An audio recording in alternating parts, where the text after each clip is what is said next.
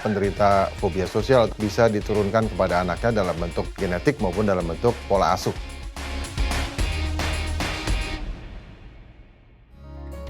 Saya Dr. Leonardi, dokter SPKJ di Rumah Sakit Pondok Indah Puri.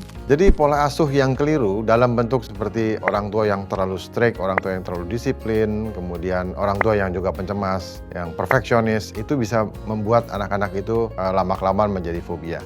Ya, biasanya fobia-fobia yang bisa berbentuk fobia sosial. Jadi anak ini sangat takut dikritik, takut mengganggu atau menyinggung orang lain, dan selalu merasa dirinya itu seakan-akan lebih rendah atau lebih hina dari orang lain. Jadi apabila anak-anak Anda memang terlihat sudah mulai memperlihatkan gejala-gejala fobia, tentunya Anda bisa mulai pelan-pelan membuat mereka lebih bisa menerima keadaannya dan belajar untuk melihat segala sesuatu lebih realistis, dan barangkali apabila mengalami kesulitan boleh mencari pertolongan ke psikolog atau ke psikiater.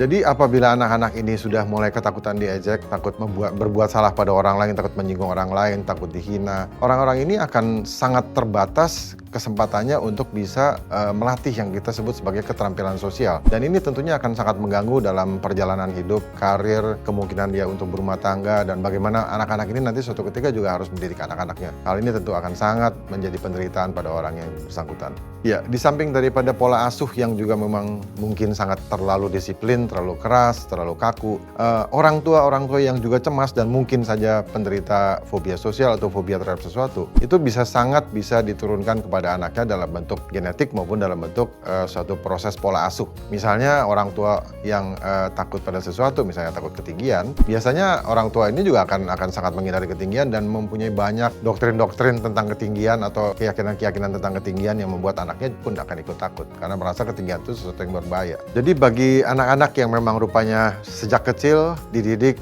sehingga mereka pelan-pelan menjadi takut ya mendapatkan kritik, mendapat penghakiman dari orang lain, takut menyinggung orang lain, takut dianggap rendah oleh orang lain. Mulai belajar untuk melihat segala sesuatu secara lebih realistis, bahwa semua orang juga bisa melakukan kesalahan, semua orang juga bisa melakukan sesuatu perbuatan yang bodoh, dan itu berlaku untuk semua orang. Jadi barangkali dengan pandangan yang lebih realistis dan lebih proporsional seperti itu, kita pelan-pelan mulai melatih diri kita untuk bisa lebih melatih keterampilan sosial kita dan mulai membuka diri untuk bisa menjadi semakin mahir di dalam membawa diri dalam lingkungan sosial. Semoga informasi yang saya berikan bermanfaat. Jangan lupa subscribe dan sampai ketemu.